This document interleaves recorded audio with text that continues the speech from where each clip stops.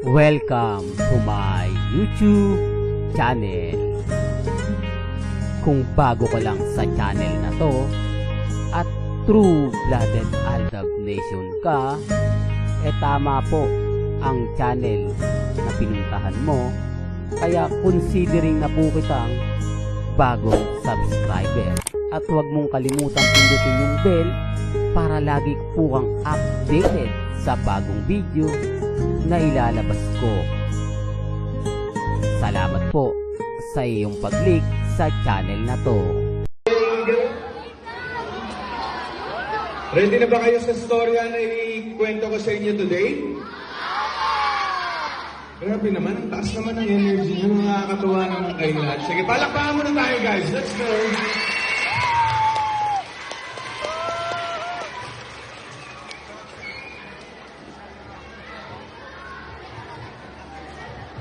Yan. So ngayon, ang babasahin nating storya ay ang storya si Migoy, ang batang tausog. Saan ba ang mga tausog, Sir Nelson? Mindanao, mahusay, mahusay. Very good, very good. Bigyan ng gold star yan. Okay.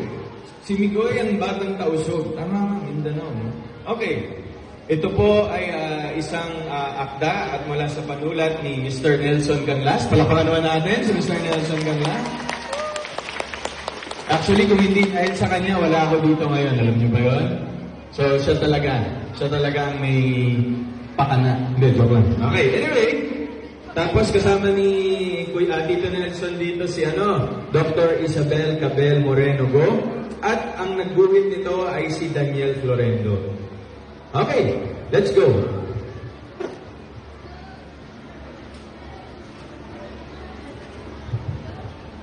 So, sa munisip, ayun, takpa, hulong nga, Mindanao. Very good. Sino? Anong patilan mo? Calvin?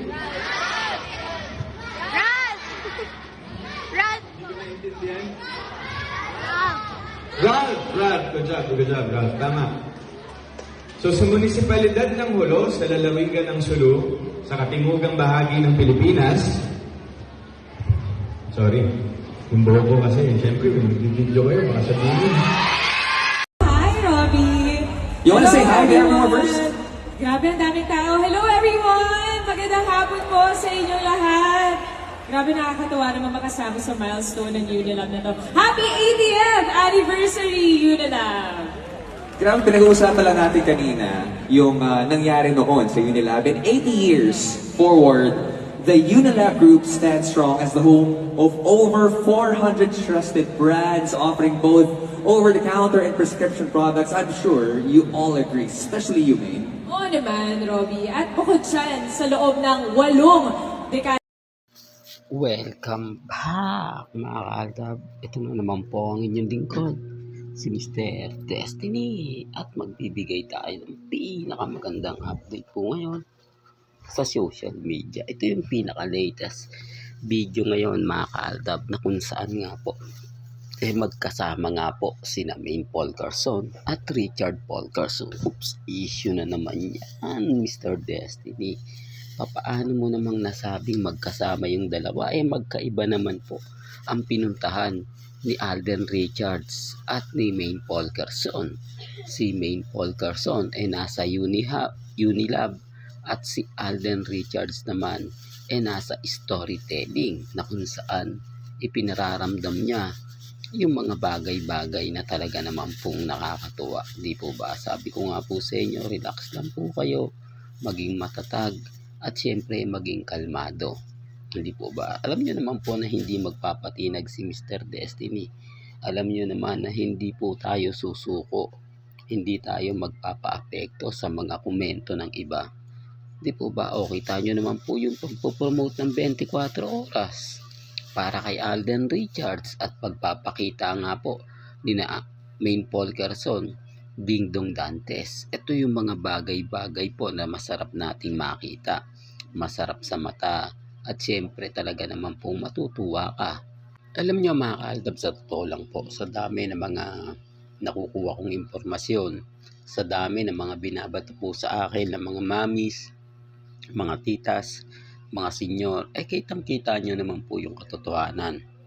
Gaya nga po ng pagpunta ni Mengay sa event ng Unilab, talagang mapapansin nyo na walang suporta ang nakukuha si Mengay kay Congressman Arjo. Ito yung sinasabi ko po, kapag si Main may mga event, hindi po talaga rin nagpapakita si Congressman. Doon pa lang po makikita nyo na hindi talaga sila literal na magkasama. Hindi po sila literal na nagkikita. Taliwas po sa mga sinasabi na sobrang close. Common sense na lang po, mga kaaldab. Kasi ang pagiging close, pinapakita po yan sa social media. Ang ibig kong sabihin, sa ngayon kasi marami ng account o marami ng nanonood sa TikTok. Halos karamihan po ng mga artista na nagsisimula, di po ba, mapapolitics ka man o hindi, may kita mo yung mga update nila sa Instagram, sa Twitter, sa TikTok, sa Facebook Reels, sa YouTube.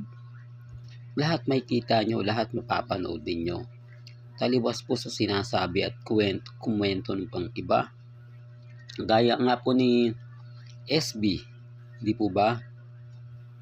May kita nyo, mga kaaldab, na todo yung pagpapakyut ni Rian Ramos, di po ba? Na talagang literal na ginagamit niya para lang makakuha ng simpatya. Samantalang si Congressman at si May, nakikita nyo po ba? Doon nga lang po sa rally, na kung saan sabi ko nga po sa inyo, kung walang artista, walang dadalo. Di po ba? O may dadalo man ko, konti lang. Sa tingin niya magpupuyat kayo, magpapakita kayo ng ganyan, kung sa tingin at sa palagay ninyo wala rin naman po. Di po ba? Kaya nga sabi ko sa inyo, ako relax lang ako, kampante lang ako po ba, hindi po ako namimilit. Sabi ko nga po sa inyo, dito sa channel ni Mr. Destiny, may kanya-kanya tayong opinion, may kanya-kanya tayong pananaw, na nire-respeto ko naman po yan, at syempre ginagala. Kaya yung iba affected po at naiinis, okay lang po yan. Di po ba? Sinasabi ko lang po para lang malinaw. Pinapaliwanag ko lang po sa mga taong dumadaan at siyempre bumibisita po sa channel ni Mr. Destiny. Di po ba? Gaya po kay Alden Richards, balikan natin si Alden. May mga point na ang hilig niya ngayon sa libro. Mapapansin nyo, naganado si Alden mag-storytelling. Hindi niya naman po ito ginagawa kay Narisa, kay Angel. Di po ba? Pansin nyo, ang laki ng pagbabago kay Alden. Siya na po yung tipo na talagang sa mga bata talagang nagpaparamdam. Kaya nga po yung iba nagko-komento sa akin, totoo naman Mr. Destiny, ilalabas yan ni Alden Richards. Darating yung point na kumbaga ipapakilala niya na sa buong mundo. Gaya nga po ng ginawa ni Christopher Martin, na pagkatapos niyang mawala sa GMA, yung sa tingin niya na hindi na siya saklaw ng GMA, saka siya po siya nagsalita. Di po ba? Pero GMA ka pa rin po siya, parang on call na lang po kasi ang nangyari kay Christopher Martin. Wala na siyang mga project, di po ba? Kaya ang ginawa niya, nagsalita na siya. Ganito rin po yung panahon kay Alden. Hindi lang po ngayon, baka may mag-react, dapat sabihin niya na mahirap po kasing ipaliwanag ito. Mahirap po kasing biglain ito. Di po ba? Pero darating din daw po yung point na mauunawaan po ninyo at maintindihan nyo lahat ng sinasabi ni Mr. Destiny. Bagamat marami akong basher, maraming naiinis sa akin, maraming nagagalit sa akin, okay lang po yan. Normal lang po yan. At syempre, hindi ko naman po sila ipipilit. Sabi ko nga po sa inyo, yung mga baguhan lang po sa channel ko, yung mga talagang sasabi mo na nakikita nila yung relasyon ko noon nila Mengay at ni Congressman Arjo, hindi ko kayo masisisi. Di po ba? Pero sabi ko nga po, pansinin nyo. Ito common sense na lang po sa mga baguhan. Tapos na ang SONA. 3 taon, never pong pumunta sa SONA si Mengay. Never po itong umaten ng victory party.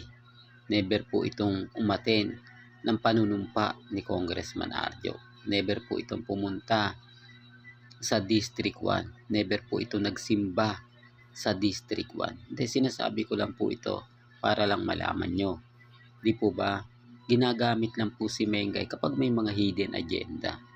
Give and take lang naman po sila. Di po ba? Pero gaya ng pinapaliwanag ko, may kanya-kanya tayong pananaw, may kanya-kanya tayong opinion. Depende na lang po sa inyo kung sino nga po ba yung paniniwalaan po ninyo.